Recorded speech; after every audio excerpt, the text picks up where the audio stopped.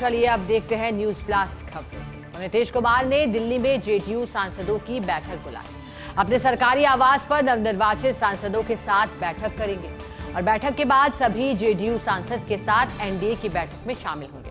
बिहार में मौजूदा सांसदों को फोन कर दिल्ली पहुंचाने का आदेश दिया।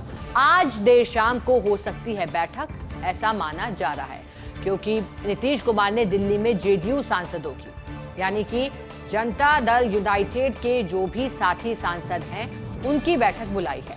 अपने सरकारी आवास पर नवनिर्वाचित सांसदों के साथ बैठक करेंगे। बैठक के बाद सभी जेडीयू सांसद के साथ एनडीए की बैठक में शामिल होंगे।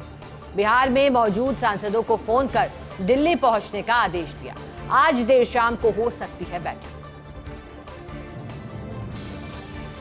और जमानत जब्त होने वाले नेताओं का आंकड़ा 86% प्रत्याशियों की जमानत जब्त हुई है। लोकसभा चुनाव में कुल 7,193 उम्मीदवारों को गंवानी पड़ी है जमानत। बसपा के 488 में से 476 कैंडिडेट्स को अपनी जमानत गंवानी पड़ी है।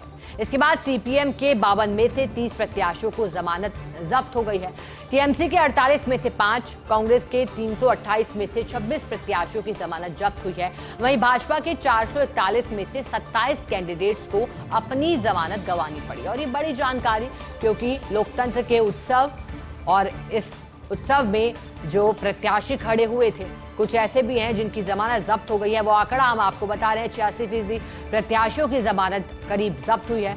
लोकसभा चुनाव में कुल 7,193 उम्मीदवारों को अपनी जमानत गंवानी पड़ी। बसपा के जिसमें सर्वाधिक 488 में से 476 कैंडिडेट्स हैं जिनको अपनी जमानत से हाथ धोना पड़ा।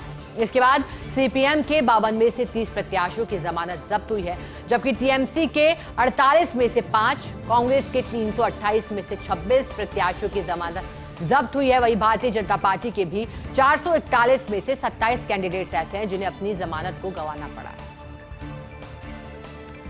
और महाराष्ट्र में कठिन डगर है। लोकसभा चुनाव में आईएनडीआईए को 30 सीटें मिली हैं, जबकि एनडीए को 17 सीटों पर करना पड़ा है संतोष। राज्य में सत्ता के बावजूद कड़ी हार से भाजपा भी अब अचंभित हो गई है। ऐसे में इस वर्ष अक्टूबर में होने वाले विधानसभा चुनाव पर सबकी नजरें एनडीए के कांग्रेस, शिवसेना, यूबीटी और एनसीपी शरद पवार पेश करेंगे कड़ी चुनौती। शिंदे और अजीत पवार गुट को मात्र 8 सीटें मिलने पर भाजपा अब नहीं लेना चाहती कोई भी रिस्क। भाजपा हार की वजह तलाशते हुए सुधार की कोशिशों में जुटी है। चुनाव से पहले फडणवीस को पार्टी को मजबूत करने का जिम्मा सौंपा जा सकता है।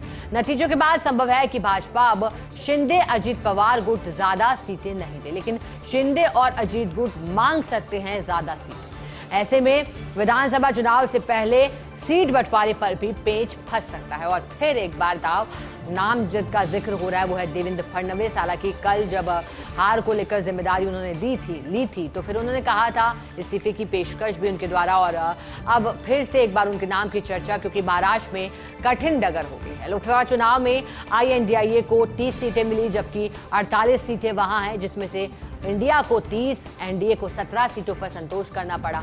राज्य में सत्ता के बावजूद कड़ी हार से भाजपा भी अचंभित रह गई। ऐसे में इस वर्ष अक्टूबर में होने वाले विधानसभा चुनाव पर सबकी नजरें हैं कि चुनावों में क्या होगा। एनडीए के कांग्रेस, शिवसेना, यूबीटी और एनसीपी शरद पवार पेश करेंगे कड़ी चुनौती। शिंदे और अजीत पवार गुट को मात्र 8 सीटें मिलने पर भाजपा कोई रिस्क लेना नहीं चाहती। भाजपा हार की वजह तलाशते हुए सुधार की कोशिशों में जुटी है। चुनाव से पहले फडणवीस को पार्टी को मजबूत करने का जिम्मा भी सौंपा जा सकता है। अब नतीजों के बाद संभव है कि भाजपा अब शिंदे अजीत पवार गुट ज्यादा सीटें नहीं दे, लेकिन शिंदे और अजीत गुट मांग सकते हैं ज्यादा सीटें। ऐसे विधानसभा चुनाव से पहले सीट बंटवारे पर भी पेच फंसने की बात है। तो अमृतसर के गोल्डन टेम्पल में लगे हैं खालिस्तानी नारे। ऑपरेशन ब्लू स्टार की 40वीं बरसी पर भिंडरावाले के पोस्टर, तलवारें लहराई गई। गोल्डन टेम्पल में हो रहे हैं समागम में अमृतपाल की मां और सरबजीत भी पहुंचे हैं। पंजाब में लोकसभा चुनाव में 2 खालिस्तान समर्थक रिकॉर्ड वोटों से जीते। खालिस्तान समर्थक अमृतपाल और सरबजीत सिंह खालसा जीत चुके हैं। पुलिस के अलावा केंद्रीय एजेंसियां भी अब चौकन्नी हो गई हैं। 1 से 6 जून 1984 तक गोल्डन टेम्पल में चली थी सैन्य कार्यवाही। इसी कारण 6 जून को मनाई जाती है बरसी, और इसी बीच बरसी मनाई जा रही है, लेकिन दूसरी तरफ सक्रियता हो गई है पुलिस की भी, और वो उसके पीछे की एक बड़ी वजह क्योंकि अमृतसर के गोल्डन टेम्पल में लगे हैं खालिस्तानी नारे। ऑपरेशन ब्लू स्टार की 40वीं बरसी पर भिंडरावाले के पोस्टर, तलवारें लहराई गई। गोल्डन टेम्पल में हो रहे समागम में अमृतपाल की मां और सरबजीत भी पहुंचे। पंजाब में लोकसभा चुनाव में 2 खालिस्तान समर्थक रिकॉर्ड वोटों से जीते। खालिस्तान समर्थक अमृतपाल और सरबजीत सिंह खालसा जीत चुके हैं चुनाव। पुलिस के अलावा केंद्रीय एजेंसियां भी अब चौकन्नी हैं। 1 से 6 जून 1984 तक गोल्डन टेम्पल में सैन्य कार्रवाई चली थी। इसी कारण 6 जून को मनाई जाती है बरसी। और मैक्सिको में आम चुनाव में ऐतिहासिक बदलाव हुआ। राष्ट्रपति चुनाव में क्लाउडिया शिनबाम की जीत हुई। मैक्सिको के इतिहास में पहली महिला राष्ट्रपति बनी है शिनबाम। प्रधानमंत्री नरेंद्र मोदी ने उन्हें शुभकामनाएं भी दी और कहा कि मैक्सिको की पहली महिला राष्ट्रपति क्लाउडिया शिनबाम को बधाई हो। मैक्सिको के लोगों के लिए एक महत्वपूर्ण अवसर है, निरंतर सहयोग और साझा प्रगति की आशा कर रहे हैं। तो ये प्रधानमंत्री नरेंद्र मोदी ने बधाई देते हुए कहा है, क्योंकि मैक्सिको में आम चुनाव में ऐतिहासिक बदलाव हुआ। एक महिला को राष्ट्रपति चुनाव में क्लाउडिया शिनबाम की जीत हुई। मैक्सिको के इतिहास में पहली महिला हैं जो कि राष्ट्रपति बनी। शिनबाम प्रधानमंत्री नरेंद्र मोदी ने बधाई दी है, उन्हें शुभकामनाएं दी है और कहा है कि मैक्सिको की पहली महिला राष्ट्रपति क्लाउडिया शिनबाम को बधाई। मैक्सिको के लोगों के लिए एक महत्वपूर्ण अवसर, निरंतर सहयोग और साझा प्रगति की आशा आपसे करते हैं।